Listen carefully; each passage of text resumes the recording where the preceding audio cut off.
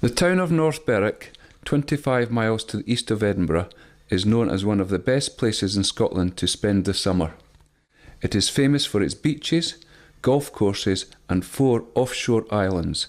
The Bass Rock in the east, home to thousands of gannets, and Fidra Island in the west, the inspiration for Robert Louis Stevenson's Treasure Island. In the early and mid-20th century, railway posters advertising golf drew many players to North Berwick, but the majority of holidaymakers from Edinburgh and Glasgow came to enjoy the beaches and the outdoor swimming pool and all the activities associated with them. The children of North Berwick enjoyed these too. Some who are adults now will recall their summer memories. Hello, I'm Jean Crawford. I was born in 4th Street in North Berwick in 1923, the youngest of 4 children. At that time, North Berwick was a very thriving, popular holiday destination. And I would say that the life's blood of the town was the letting. People let any houses or flats, rooms with attendance, and the main visitors were mostly from Edinburgh and from Glasgow. I spoke about rooms being let with attendance.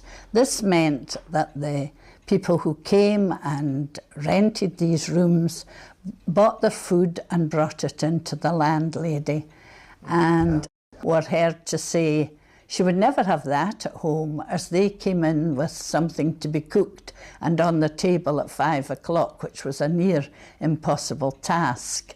They always seemed to think that they could indulge themselves while on holiday, and the poor landlady would be slaving in the kitchen.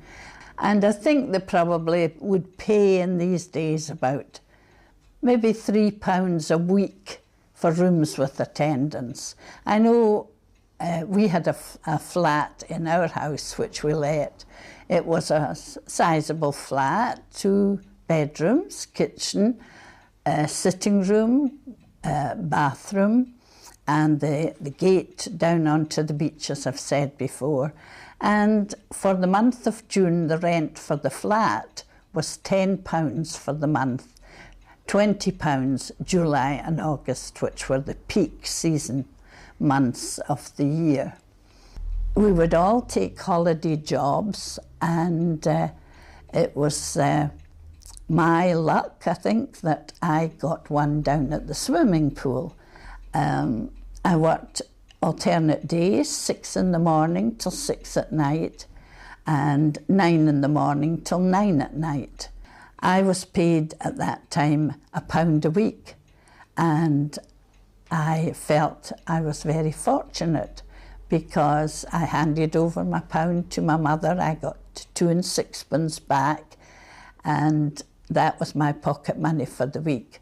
But after all, I was at the hub of my universe, down at the pool, all the holiday makers. My duties were playing the music on the loudspeakers. We played the records all day long. As you came down Victoria Road, you could hear the music from the loudspeakers, and people sat there. No admission to pay for going to the pool. The mums sat all around, and we had galas where we had all the famous divers and stars of the day coming to the pool. We had beauty contests.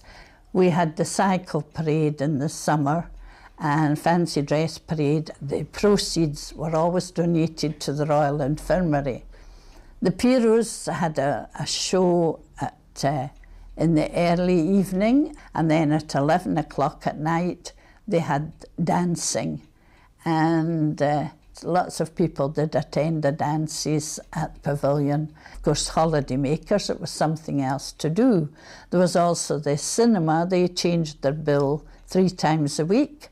On a weekday, there was always a matinee and a Saturday, but on a weekday, a board would be put outside saying matinee if wet.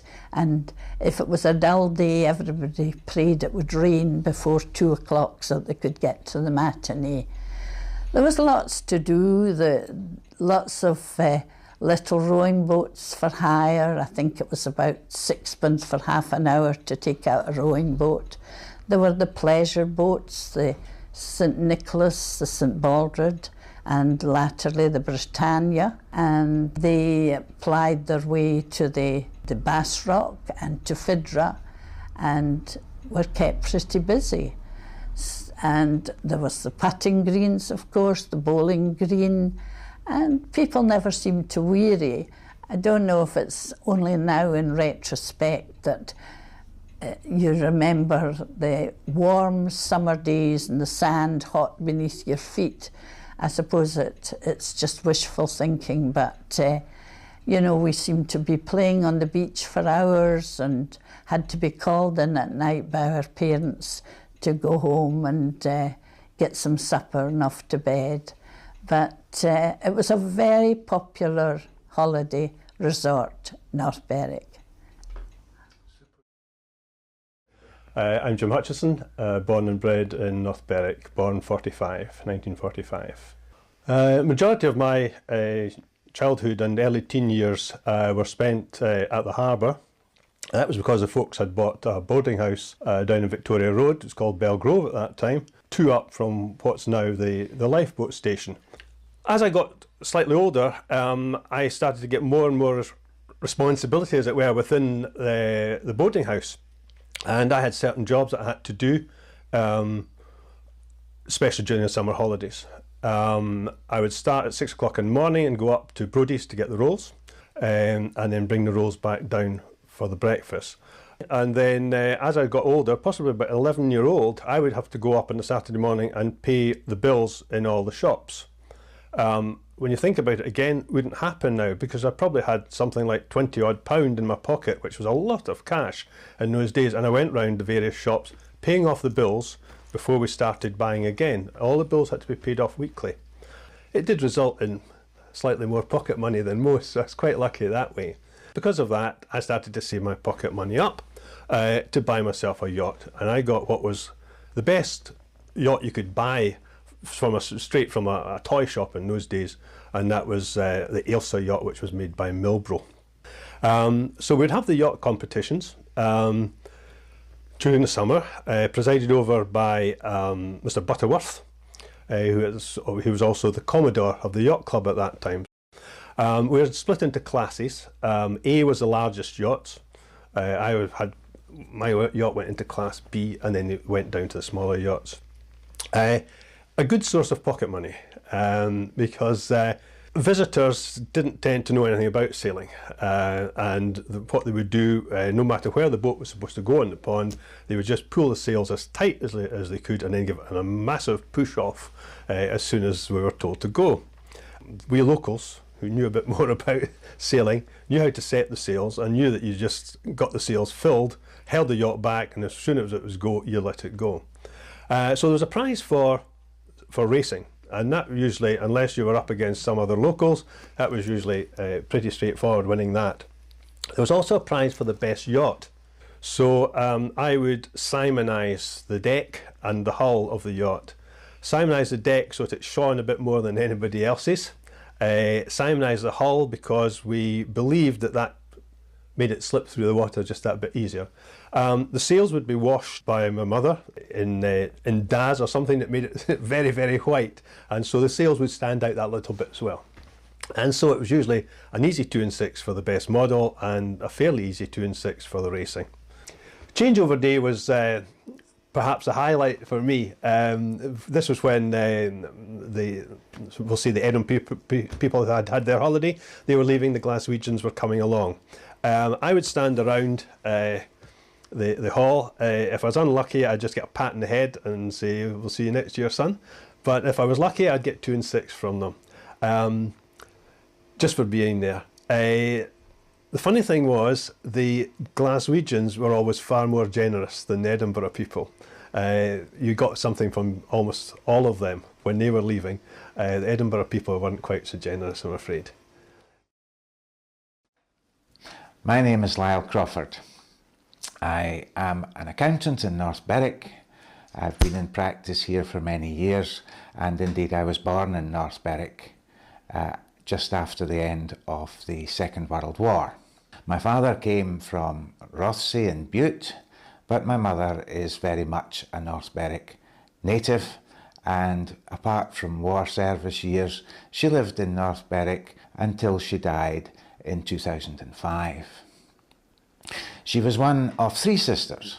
One of the areas that they were particularly interested in the summer months in North Berwick was the annual fancy dress parade in aid of the Edinburgh Royal Infirmary. You've seen various photographs from the local press and otherwise where they won prizes for their very elaborate and very professional forms of dressing up. This is a photograph from East Lothian Courier from 1930, and it's the North Berwick Infirmary Day Parade. It shows my mother, then aged about 12, and her lifelong friend Miss Jean Brodie as the bride and groom. It became something of a local, a family tradition indeed. My brother and I participated some 25 years after in the mid-50s, and then even our own children another quarter century later, around about 1980, again the local press would show you the photographs of my two daughters winning prizes for fancy dress in North Berwick. There were a number of children's events which took place every summer in North Berwick through the 50s and 60s. Of course, we local children got involved. We knew to expect them, and we knew there were always cash prizes. Among the most popular were the sand modelling competitions. Now, these generally took place on the West Beach, and they would be held 2 or 3 times over the summer season, basically the month of July and into August. And you were encouraged to create and build over a fairly short period something out of sand, usually castles with flags on the top. Another very popular occupation was the tide fights. Now, they were generally organised by the summer mission team, and that involved a team building as big a possible castle as they could on a line, and then waiting for the tide to come in and wash it away. And the flag on the top of the one that stood longest was the winner. And this would take maybe a couple of hours, having worked out when the tide would be coming in on that particular day. The other principal interest, I suppose, for children would relate to the putting greens and swimming pool. Now, the putting greens were maintained to a very high standard because 2 professional greenkeepers from the East and West Links would be delegated for the summer months to look after the putting greens, and they were maintained to the quality and standard of a first-class golf course. And there were numerous competitions for putting for adults and children. And the other focal point of the town always was the swimming pool, and children's galas, children's races. 3,000 people would regularly attend a children's swimming gala at North Berwick Swimming Pool. My name is Pat Marr, obviously one of the Marrs, connected with a fairly well-known family, I would say, in the town. Going back 11 generations of Marrs have worked out of the harbour here at North Berwick as fishermen. So let's talk about my father. Well, I would say a fairly well-known man in the town, well respected. So Dad would be on the fishing with his own father on the Nora, and they fished for lobsters and crabs. Now my father then got his own boat, the Girl Pat, but he was doing fishing trips out to the Bass Rock. He would be doing landings on the Bass Rock, but he was also working for David Tweedy. He was skipper of the St Baldred. So he would be doing a commentary round the rock, taking people to this most magical of rocks, the jewel in the crown here in the North Berwick area. So my father then, having skippered the St Baldred for a few years with David Tweedy, then eventually nothing was happening in the town, and that would be the late 60s. Dad then got Sula 1, had her for a season, couple of seasons, then eventually got Sula 2, which is the boat we have now. And we've had Sula now about 38 years. She's been described as being, she's an establishment. She's part of North Berwick, you know. What else can I say about the Sula? Well, we've had a fair few famous people, I dare say. Well, certainly so in the case of His Royal Highness Prince Charles has been out in the boat. Who else has been out with us? Alan Titchmarsh, Bill McLaren, Gary Player and Jack Nicholas's families were out with us. And that's something that Dad was very proud of, whether somebody was His Royal Highness or somebody just on the street. Everybody was treated the same way. We wanted to give everybody a good educational package and make sure they enjoyed themselves, and they went away happy, satisfied customers. Gannets. Dad started rescuing gannets, orphaned birds, and brought them back and put them in a pen in the garden. So this has become a bit of a tourist attraction, to be quite honest. People, when they make their way down to North Berwick for the day, they check over our garden wall and see if there's any birds in it. So what we do is feed them up. When they're ready to go, put them back onto the water and release them again. The plumage, they're both the same Texas-wise. How do I know it's a male?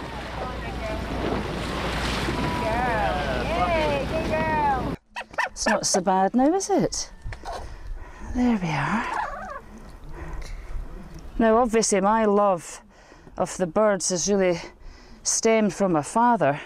I don't know really when Dad started looking after gannets, but certainly we came into this house, I think the late 60s, so maybe say 67. And I always just remember a pen in the garden.